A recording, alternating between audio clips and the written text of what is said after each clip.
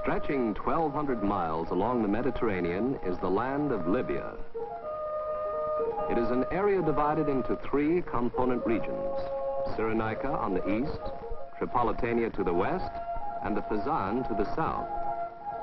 Cyrenaica, the eastward province, has a total population of about 300,000. Over a quarter of this population lives in towns. The most important in Cyrenaica is the ancient city of Benghazi.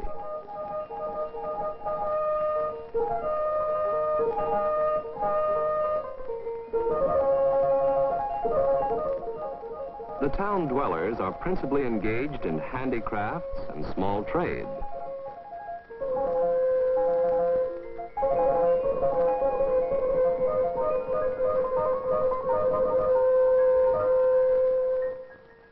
Southwest of Cyrenaica lies the Fezzan, a huge desert spotted by oases. Water is the problem, and has been for generations.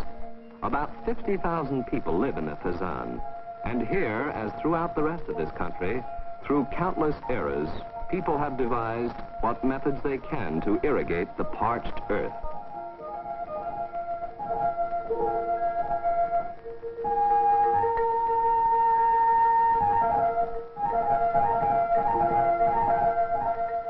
The agricultural production of the country is also curtailed by difficult methods of cultivation, as well as the shortage of water. Nevertheless, the hard work of the people finally results in what they need so desperately: wheat, dates, barley, millet, sorghum, food to eat, barter, or sell for other essentials. Again, because of the critical water shortage, there is little industry. There are no mineral resources with any substantial commercial value. But the skill of the people, passed down from father to son for generations, helps to make up for the lack of natural resources.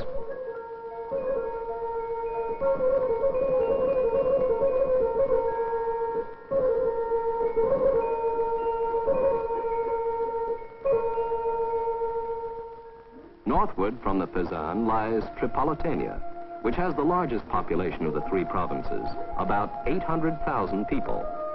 Tripoli, its capital, and its glistening white minarets, mosques, villas, promenades, and arcades which have faced the sun daily for centuries. For Tripoli's history goes back to the days of the Phoenicians.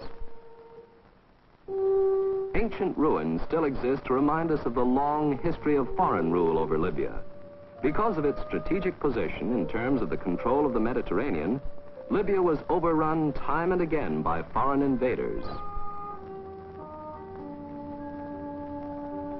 There were the proconsuls of Caesar. And with the passage of the years, the Roman Empire was replaced by the Turkish Empire until the 20th century. Then Libya came into the grasp of fascism. Like the Roman Empire and the Turkish Empire, fascism too had its years of rule in Libya. But just as its ill-fated predecessors, its remains now lie moldering in the African sun. The present history of Libya starts with the liberation of the country by the Western Allies during World War II.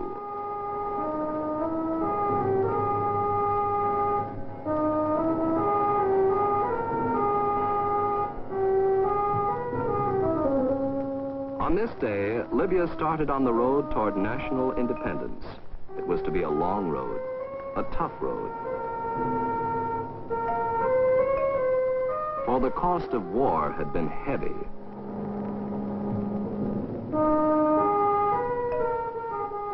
Libya had to rebuild, to clear away the debris of battle. And once the job was done, Libya looked toward independence. It was to be 4 years of hard work before Libya's dream was to be achieved. During those years in the United Nations, various plans were to be proposed concerning Libya's status. In 1945, the United States had proposed a temporary United Nations trusteeship, with Libya gaining independence after a short period. But communist Russia had counter-proposed that she be granted sole authority over Tripolitania. In such a manner, progress had been blocked until November 21st, 1949, when the United Nations voted on a resolution to create an independent Libya. The Russian delegate announced he was against this resolution for an independent Libya. The Assembly listened as the delegate from the United Kingdom spoke in favor of the resolution.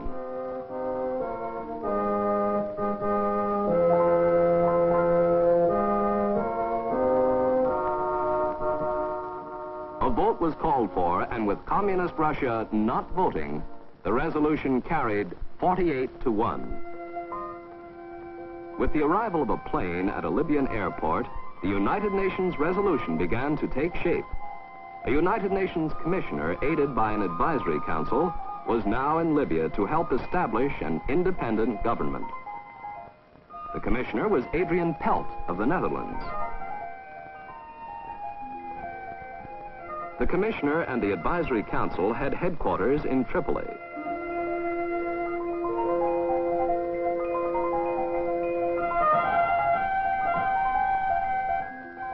On the Commissioner's Advisory Council were representatives from Tripolitania, Cyrenaica, Fezzan, France, Italy, the United Kingdom, Egypt, Pakistan, the United States, and one minority group delegate.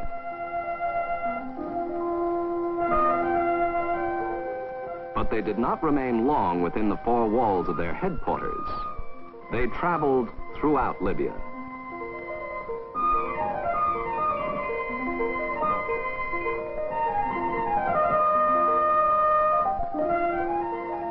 They talked to thousands of people, trying to absorb the problems, gauge reactions, judge what type of government the people needed and wanted. Cyrenaicans, Tripolitanians, the Fezzanese, the council saw them all and sensed the very traditions which would have to be protected in the formation of a new state.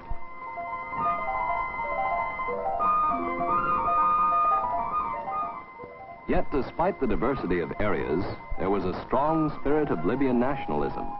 This, too, the United Nations Council sensed and noted. By train, plane, auto, and on foot, the United Nations survey covered thousands of miles.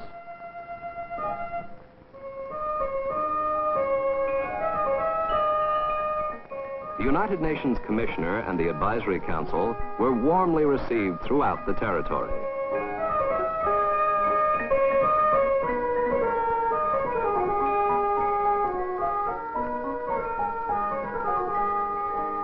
High point of the trip was a visit to Benghazi, where the delegates paid a call on the Emir of Cyrenaica.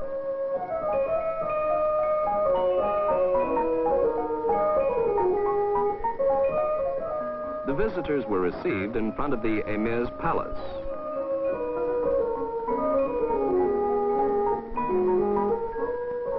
The delegates were welcomed into the palace, and later on the balcony, they conferred with the Emir, the sage Muslim leader who personifies the Libyan spirit.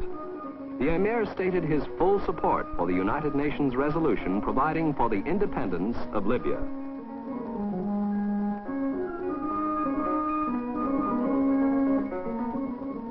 Soon afterwards, the United Nations group returned to its headquarters. Back at headquarters, the Commissioner and the Advisory Council prepared a report. On most important points, the Council members were in agreement.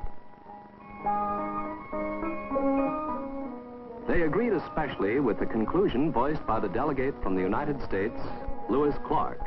Libyans have the right to choose their form of government.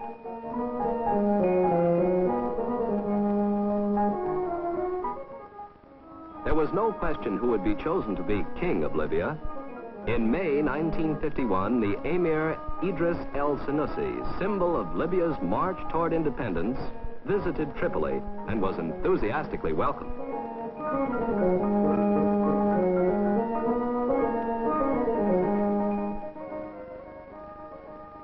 after midnight on December 24th, 1951, documents were signed, and thus the British voluntarily ceased administration over Tripolitania and Cyrenaica, and the French over the Pezan. A committee of Libyans had already drafted the Constitution and the plan for the composition of the National Assembly.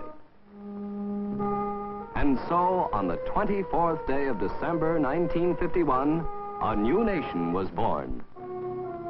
United Nations representatives were present to pay their respects to the head of the new state, Idris the First.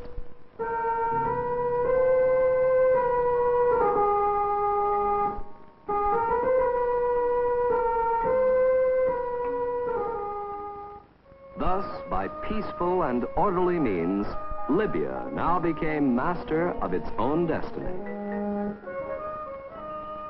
Under the auspices of the United Nations, there came into being a new independent state, the United Kingdom of Libya.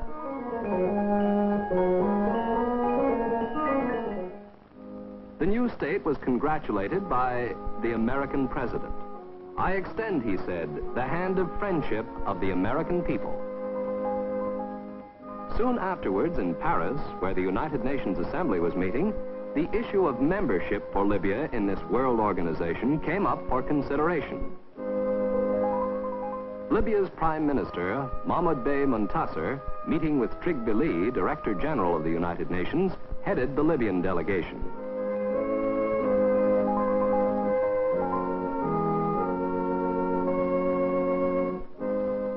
Now the debate starts. Once again, the members of the United Nations show their attitude toward Libya.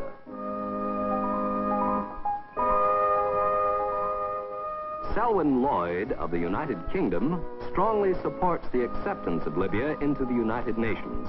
He says of the whole question, it is an occasion for rejoicing rather than controversy. Similarly, another delegate makes his country's position clear. John Cooper of the United States. The United States, he says, believes that Libya is qualified for admission, and we will support its application for membership. The Assembly recommends admission of Libya by a vote of 53 to none. But Communist Russia does not vote. And later, through use of its veto power in the Security Council, Russia again blocks the entry of Libya into the United Nations.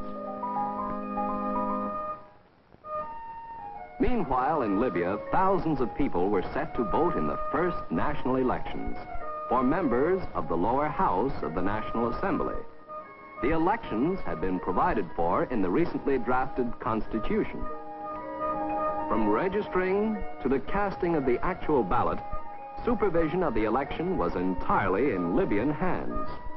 It was a free and democratic election.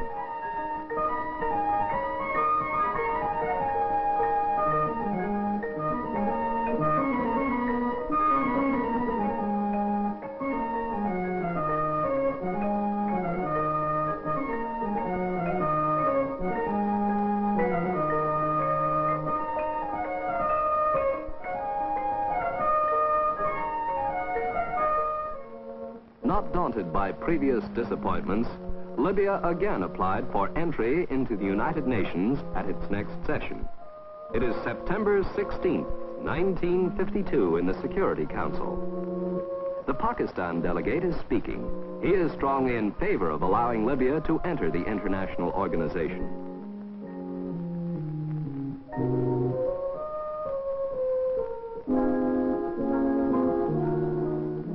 The Turkish delegate, too, supports the entry of Libya as a member of equal standing in the United Nations.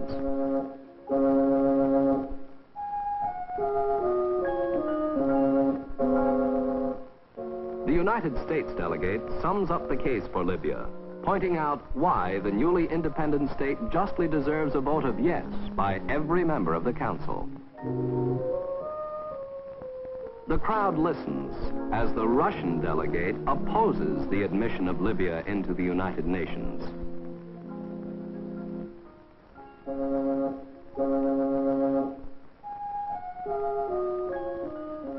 Finally, the vote is called for. All in favor of Libya's admission, raise their hands. all against. Communist Russia is the only country to vote no.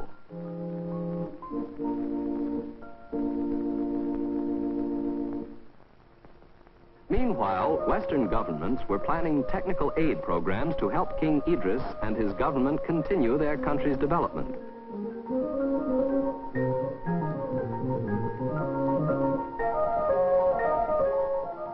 In Washington, Point 4 Administrator Mr. John Jago discusses with American Minister to Libya Henry S. Villard and 2 other high officials how the United States will provide technicians, equipment, and supplies for the development of Libya's education, public health, agriculture, and natural resources.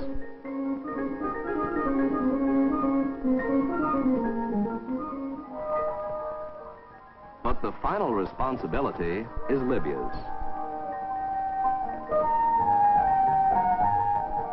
For like water irrigating the dry earth, foreign technical aid does not bring immediate results. It will take time. But gradually, as the slow ripening of the palm grove, more and more will benefit from the aid of friendly nations. The Libyan people work hard to increase the yield of the soil. Libyans are determined to increase the productivity of their country's agriculture. Their determination is seen in many things, big as well as little. It is seen in the men working hard in an orchard, in the increased acreage of fertile land, in the groves heavy with fruit. It is seen in the land and in the people who work on it, both old and young. In the youth is the hope of the future. Thus, the sons of Libya are being trained not only in century-old skills, but also in modern-day techniques, essential if the Libyan economy is to have a secure footing.